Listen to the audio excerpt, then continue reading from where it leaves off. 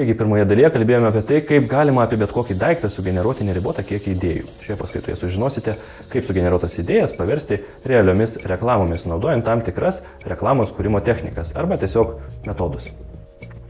Pradėkime nuo pavyzdžių, kuriuose galėtumėte atpažinti tam tikras reklamos kūrimo technikas.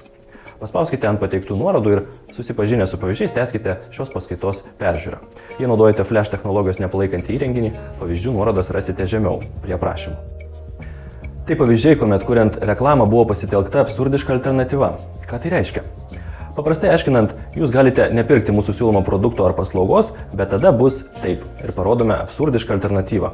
Šiuo atveju vedyba su sinusitu. Absurdiška tiesa, juk negalima ištekėti už sinusito. Arba iki atveju juk netvarka tavęs nenužudys. Tačiau metaforą puikiai suprantame ir tai, ką paprastai būna sunku išreikšti įprasta loginė kalba, vaizduotėje padeda atkurti pateiktos metaforos. Reklamose neretai konstruojamos kaip absurdiškos alternatyvos. Jei grįžtume prie mūsų pakabos ir norėtume sukurti reklamą naudodami absurdiškos alternatyvos metodą, ką galėtume sugalvoti? Principas tas pats. Galite nepirkti mūsų pakabos, tačiau tada bus taip. Dabar tai lieka sugalvoti absurdiškų situacijų, kas gali atsitikti, neturint pakabos arba turint kito gamintojo pakabą. Čia prisiminkime ir kūrybiškumo algoritmą. Padidinti arba sumažinti, pridėti arba atimti, pakeisti formą, pasiskolinti iš kitų sričių arba pakeisti medžiagą. Jei padarytume mūsų pakabą iš ledo, galėtume pateikti tokią absurdišką alternatyvą. Kabiname rūbus ant ledinių pakabų, drabužius nuolat randame ant žemės. Štai ir pasiūlymas scenarijui ar reklamos idėjai. Ieškok rūbų spintoje, o ne ant žemės. Jei nepatiko ši mintis, sugalvokime kitą. Padidinkime pakabą kelis kartus ir pateikime tokią absurdišką alternatyvą. Bandome ant didžiulės pakabos užkabinti švarką, jis plyšta, spinta pilna milžiniškų pakabų su suplėšytais rūbais. Idėja reklamai – negadink rūbų su nekokybiškomis pakabomis.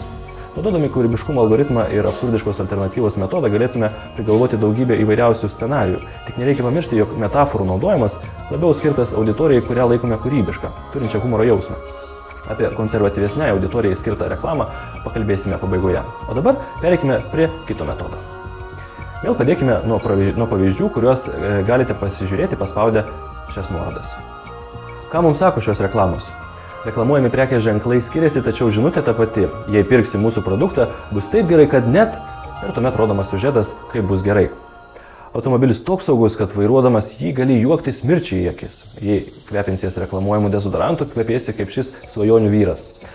Susitapatinimas su žvaigždėmis dažnai naudoja kvepalų gamintojai praneždami tą pačią žinią. Jei kvepinsies mūsų kvepalais, būsi kaip, pavyzdžiui, Bredas Pittas ar Antonijo Banderas. Visas šias reklamas galima apibūdinti kaip hiperbolizavimą. Taip ir vadinasi kitas metodas hiperbolizavimas. Jei pirksi mūsų produktą, bus taip gerai, kad net ir tuomet parodomas siužetas, kaip bus gerai. O dabar grįžkime prie mūsų pakabos. Naudodami hiperbolizavimą sugalvokime idėją reklamai. Galėtume įsivaizduoti, kokia nuostabi diena mūsų laukia, kaip visi su mumis sveikinasi ir negali atsigrožėti bei atsistebėti mūsų sėkme. Ir viskas tik dėl to, jog mūsų rūbai kabėjo ant šios nuostabios pakabos ir apranga dėl to nepriekaištinga. Arba spintoje išgirstame dainą. Praverėme duris, o ten rūbų choras dainuojantis kokią nuotaikingą dainą. Idėja reklamai – jūsų rūbai pamils šias pakabas. Ir panašiai. O gal taip patys rūbai galėtų susipešti dėl vietos ant tos vienintelės pakabos, nes ant jos taip gera kabėti, kad net rūbai dėl jos pešasi. Arba prisimenant mūsų ledinių pakabų idėją, galėtume parodyti, kaip šalia mūsų pakabos kitos pakabos tiesiog tirpsta iš gėdos. Ir taip toliau ir panašiai. Ir pabaigai pereikime prie trečiojo metodo, kuris dažniausiai naudojamas konservatyvesnėse reklamose. Tai problema sprendimas. Vėl pažiūrėkime keletą pavyzdžių ir juos aptarsime. Ko gero visi esate matę šias ir panašias reklamas. Visose pateikimas toks pat. Parodoma problema, o vėliau sprendimas. Turite dėmę, kurios negalite išskalbti. Šis valiklis jums padės. Skauda kelią, stebuklinga juostelė jums padės. Skauda nugarą, stebuklingas diskas jums padės. Tokių principų parengtas reklamas dažniausiai matome vadinamosiose teleparduotuvėse arba sveikatai skirtose laidose, kur paprastai nieko kito apart vaistų reklamos nepamatysime. Jei vėl pabandytume sugalvoti reklamą mūsų pakabai, tik šį kartą naudodami problemos sprendimo metodą, ką pirmiausiai parodytume? Pradėtume nuo reklamos, o jos sprendimas būtų mūsų pakaba. Keletas pavyzdžių, kurie galėtų tikti teleparduotuviai. Kova su glamžytų rūbų, netvarka, rimtų veidų kalbanti namų šeimininkė, kuri pasakoja, kaip jai anksčiau nepavykdavo susitvarkyti kambarių. Tačiau, kai įsigijo pakabą, viskas apsivertė aukštyn kojom, atsirado laisvo laiko paskaityti žurnalą ir pažaisti su savo katinu Rainiuku.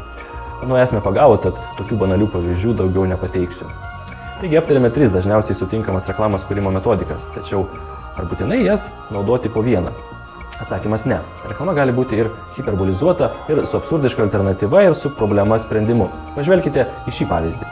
Ką Kągi, tikiuosi nuo šiol pamatę reklamas atkreipsite dėmesį į tai, kaip jos konstruojamos ir kaip perduodamas pranešimas. O generuodami idėjas nebijokite minčių, kurios pradžioje gali pasirodyti visiškas absurdas.